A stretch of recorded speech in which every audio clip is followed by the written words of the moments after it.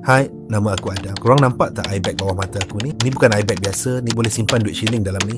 Semuanya sebab design baju Melayu tak guna ni lah. Lagi 2 jam deadline, tapi ilham tu dia macam biskut. Kejap ada, kejap tak ada. Aku tak puas hati lagi. Aku nak semua benda perfect gila. Korang tahulah, zaman moden sekarang ni, kita kena laju dan perfect dalam semua benda.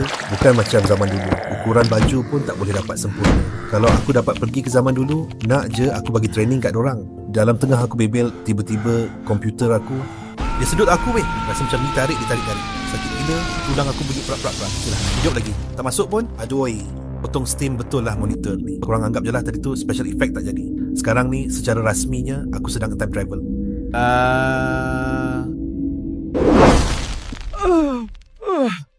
Kat mana pula ni? Kenapa bau dia lain macam? Bau rempah?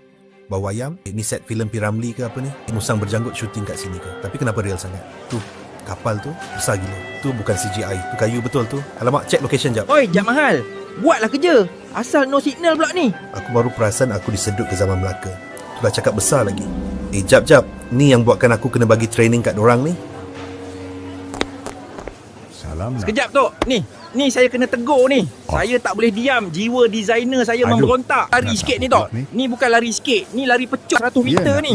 Sengit. Tok, jangan main-main Tok. Mata saya ni ada built-in ruler.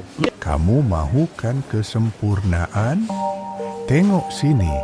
Tidak semua benda sempurna. Yang ada hanyalah bertolak ansur, sabar dan memahami ketidaksempurnaan. Jadi selama ni aku yang salah faham.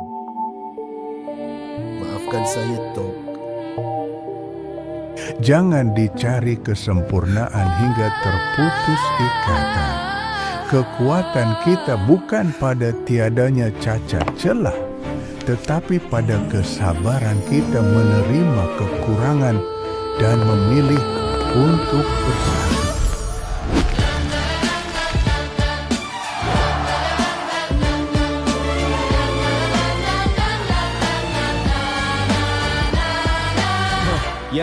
Ya. Dunia tersenyum di layar berkaca. Tajuk besar disorok celah-celah pembaca. Kita diberi bising bukan jawapan bicara. Diberi pilihan tapi mereka pegang neraca. Benda apalah ni? Wah. Hebat.